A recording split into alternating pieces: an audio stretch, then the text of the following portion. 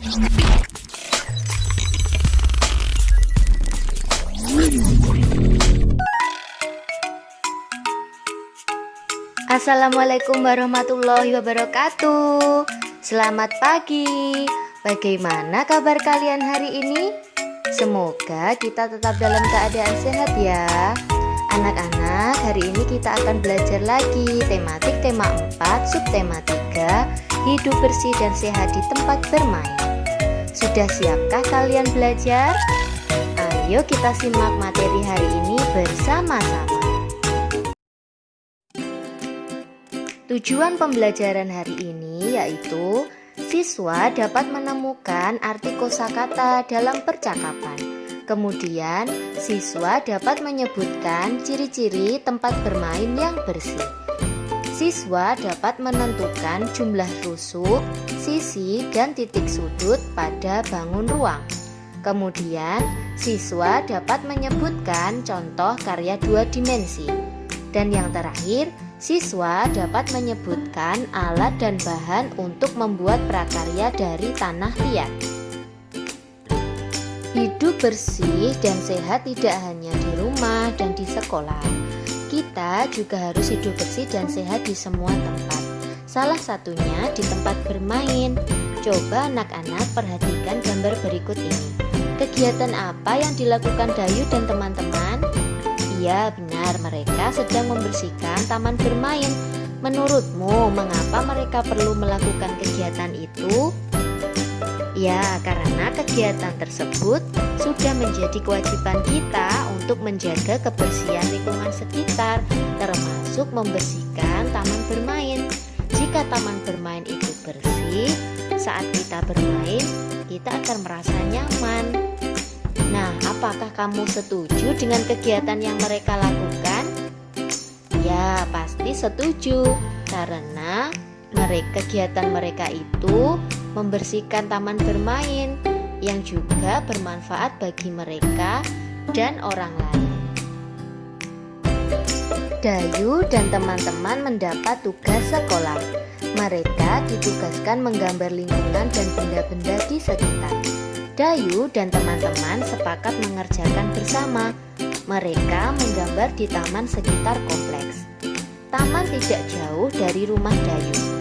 Dayu berkata, "Kita harus ikut menjaga tempat ini. Kebersihannya harus tetap kita jaga." Udin, "Teman-teman, siapa ya yang membersihkan dan merawat tempat ini?" Kemudian Dayu menjawab, "Tempat ini biasanya ada yang membersihkan. Itulah sebabnya tempat ini indah dan nyaman." Udin, "Betul, tempat ini juga terasa sejuk karena banyak pohon yang rindang." Nah anak-anak, dari percakapan Dayu dan Udin tadi, kita menemukan beberapa kosakata seperti bersih, sejuk, nyaman, rindang, dan asri. Kira-kira bersih itu mempunyai arti apa ya? Ya, bersih mempunyai arti bebas dari kotoran. Sejuk mempunyai arti berasa atau terasa dingin. Kemudian nyaman mempunyai arti segar dan sehat. Kemudian kata rindang mempunyai arti banyak cabang, ranting, dan daun. Dan yang terakhir, kata asri mempunyai arti indah dan sedap dipandang mata. Anak-anak, coba kalian amati gambar berikut ini. Gambar berikut ini merupakan tempat bermain sekaligus tempat untuk menyelesaikan tugas Dayu bersama teman-temannya. Ayo kita sebutkan ciri-ciri tempat bermain yang bersih. Coba kalian amati, ada sampah yang berserakan atau tidak anak-anak? Tidak ya, berarti ciri-ciri yang pertama bersih dari sampah. Kemudian terlihat segar dan sejuk. Selanjutnya, mereka bermain dengan nyaman dan aman. Peralatan bermain pun juga terlihat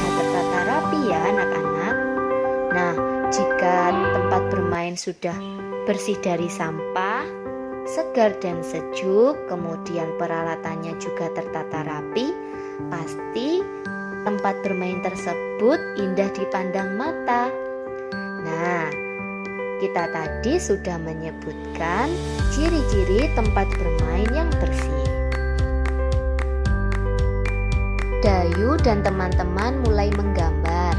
Mereka membuat karya 2 dimensi. Contoh karya 2 dimensi adalah gambar atau lukisan. Anak-anak, coba kalian lihat contoh karya 2 dimensi berikut ini. Nah, kira-kira alat dan bahan apa saja ya untuk membuat karya 2 dimensi seperti gambar berikut ini? Nah, ini alat dan bahannya. Ada pensil, penggaris, rautan, pewarna, dan buku gambar. Saat mendapatkan tugas dari Bu Guru, ternyata Dayu menggambar jenjang dari kubus yang tersusun. Coba perhatikan contoh gambar Dayu di bawah ini. Nah, itu salah satu bentuk bangun kubus. Bangun kubus merupakan contoh bangun ruang. Bangun ruang itu apa sih anak-anak? Bangun ruang adalah sebuah bangun yang memiliki ruang. Contohnya ada bangun kubus, bangun prisma segitiga, bangun 5 segitiga, dan bangun batu. Sekarang kita akan membahas jumlah ruas garis pada kubus. Coba kalian perhatikan gambar di samping. Gambar berikut merupakan bangun kubus. Nah, sekarang ayo kita bersama-sama menghitung jumlah ruas garis pada bangun kubus. Kalian di subtema 1 sudah belajar menghitung ruas garis pada bangun datar. Sekarang kita belajar menghitung ruas garis pada bangun ruang, yaitu bangun kubus. Coba kalian perhatikan garis yang berwarna merah. Yang pertama kita mulai dari garis A ke B, B ke C ke D, A ke D, E ke F, F ke G, G ke H, E ke H, A ke E, B ke F, C ke G, dan D ke H. Nah, kira-kira berapa jumlah ruas garis pada bangun kubus? Ya, benar. Kubus mempunyai 12 ruas garis. Nah, anak-anak, jika tadi kita sudah belajar menghitung jumlah ruas garis pada bangun ruang, sekarang kita akan belajar menghitung jumlah ruas garis pada prisma segitiga. Coba kalian perhatikan lagi garis yang berwarna merah. Kita mulai lagi dari garis A ke B, B ke C, A ke C, D ke E ke F, D ke F, A ke D, B ke E, dan C ke F. Nah, kira-kira ada berapa ruas garis pada bangun prisma segitiga? Ya, benar, ada 9 ruas garis pada prisma segitiga.